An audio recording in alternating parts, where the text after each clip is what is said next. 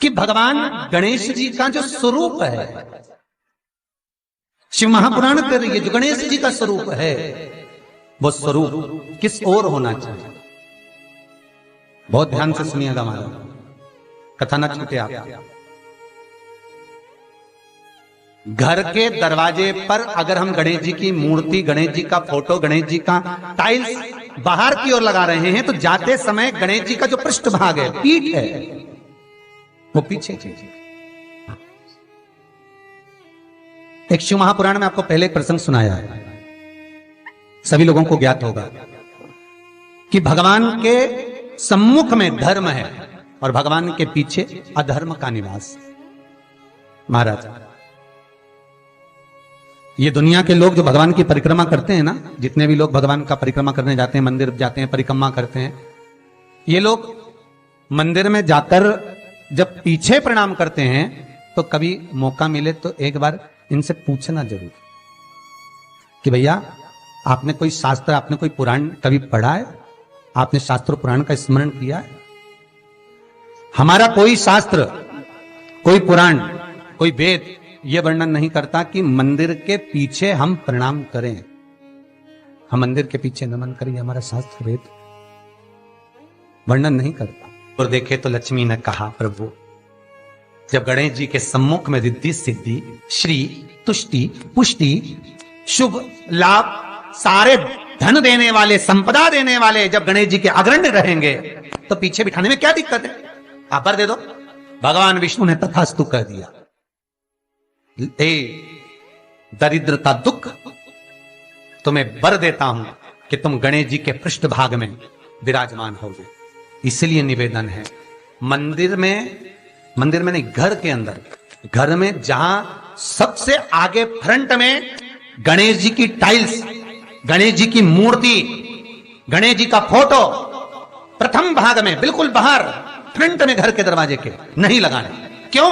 जब जाओगे तो पृष्ठभाग गणेश जी का तुम्हारे जाते समय पड़ेगा। जीवन में दुख, तकलीफ, कष्ट आते ही रहेंगे। जीवन में कभी भी आप करोगे बहुत कुछ, फैक्ट्रियां भी खोल सकते हो, दुकान भी खोल सकते हो, कार्य भी बड़ा कर सकते हो, पर सफलता नहीं मिल सकती, सफलता नहीं। और यदि आपके घर में पहले से टाइल्स लगी है, मूर्ति लगी है गणेश जी की, हटा नहीं सकते, तो निवेदन है, एक फोटो गणेश जी का जब बाहर निकलो तो अपने, जब उधर फोटो लगाए तो एक फोटो बाहर जाते समय अंदर की ओर मुख करके लगा दीजिए, उससे वो दोष समाप्त हो जाता है। महाराज,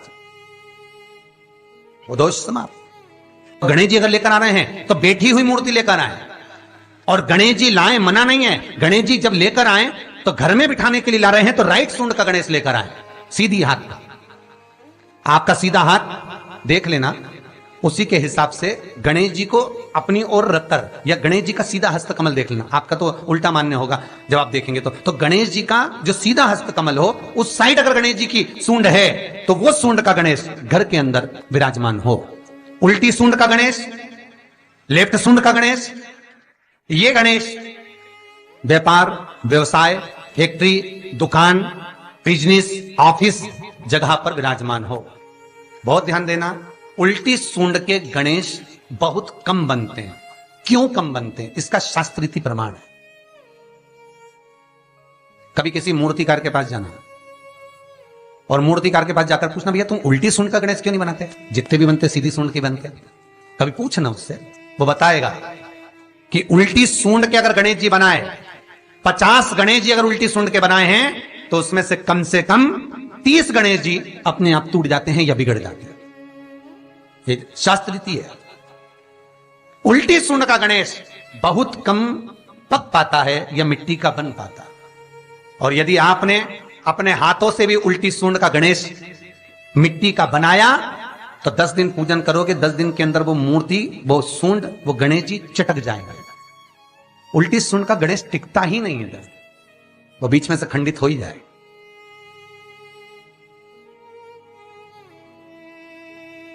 वो तो स्वयं गणेश जी कृपा करें, स्वयं विनायक कृपा करें और उल्टी सूंड के गणेश जी अपने को मिल जाएं और वो गणेश जी हमारे घर में आ जाएं तो वो फिर नहीं चलता। सीधी सूंड के गणेश जी को मनाने के लिए महाराज मंत्र की 50 माला करना पड़ती है, तो समझ लो सीधी उल्टी सूंड के गणेश जी को मनाने के लिए मात्र 5 माला में भगवान गणेश प्रसन्न हो जाते हैं। अर्थात उल्टी सूंड का गणेश शीघ्र प्रसन्न होता है। महाराज ब्रजमंडल में जब कभी जाओ, मथुरा के पास में वृंदावन से आगे लोहवन पड़ता है। कौन सा वन है? लोहवन। वृंदावन से कुछ थोड़ी दूरी पर लोहवन है। उस लोहवन में जाना, जैसे निकुंज वन में गए, भांडेर वन में गए, आप लोग कई बार दर्शन करने गए होंगे, तो लोहवन में जाना और लोहवन में जाकर थोड़ा सा सरसों का तेल लेकर अपने ऊपर से 21 बार उतार कर लोहवन में भगवान शिव का स्मरण कर कर, यमुना का स्मरण कर कर, विष्णु और कृष्ण का स्मरण कर कर, वो तेल सामने एक मूर्ति मिलेगी जिसका शीश नहीं होगा, उस मूर्ति पर चढ़ा देना। इसका भी चरित्र शिव महापुराण में आता है महाराज, इसका भी व्याख्यान आता है उस मूर्ति का है। लोहवन ब्रजमंडल में लोहवन का व्याख्यान स्कंद पुराण में भी है। आप मेहनत कर रहे हो, फल नहीं मिल रहा, आप दुकान खोल रहे हो, चल नहीं रही है, आपका चित्तवृत्ति, आपके जीवन में सफलता आ ही नहीं रही, तो कहीं मत जाइए। आपके जीवन में 25 बार अंगूठी बदल के देख लिया, कभी पुखराज पहन लेते, कभी मोती पहन लेते, कभी नीलम पहन लेते, कभी कोई महाराज ने कहा तो ये कर लिया, कभी कोई महाराज बोला तो ये कर लिया, फल नहीं मिले, कहीं मत जाओ, कुछ मत पहनो, उसकी शरण में जाओ, उसकी शरण। लोहवन पहुंच जाओ, वृंदावन से 4-5 किलोमीटर की दूरी। रिक्शे वाले से बोलो कि वो लेके जाएगा, 5 रुपए लेता है। लोहवन जाए, वहां विनय करो, 10-15 मिनट बैठ लो, भजन करो, यमुना जी का स्तमन करो, शिव का नाम जाप करो, शंकर का भजन करो, और वो सरसों का तेल 21 बार स्वयं उतारो, स्वयं चढ़ा दो, आओ वापिस।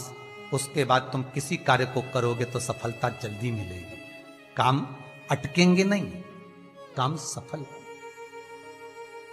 यमुना के घाट पर शिव आराधना का फल भी 1000 लाखों गुना है, लाखों गुना। बहुत ध्यान देना, स्वप्न 2 तरह का होता है। एक स्वप्न में अगर आप बहुत खिलखिलाकर हंस रहे हो तो समझ लेना दूसरे दिन तुम्हें कुछ ना कुछ ऐसी खबर मिलेगी कि आंख में आंसू आएंगे। स्वप्न में आप अपने आप को अगर हंसता हुआ देख रहे हो, किसी को खिलखिलाता हंसता हुआ देख रहे हो, तो दूसरे दिन कुछ रोने की खबर मिलेगी, कोई दुख होगा, कष्ट होगा, तकलीफ होगा। और अगर स्वप्न में आप भगवान को मुस्कुराता हुआ देख रहे हो, स्वप्न में आप भगवान को हंसता हुआ देख रहे हो, तो जरूर तुम्हारे ऊपर कुछ भगवान की कृपा होने वाली है, जरूर कोई अच्छी खबर आने वाली है। दोनों के हंसने में अंतर है। सांसारिक मनुष्य स्वप्न में हंसता दिखे तो दुख मिलेगा, और भगवान हंसता हुआ दिखे तो सुख मिलेगा।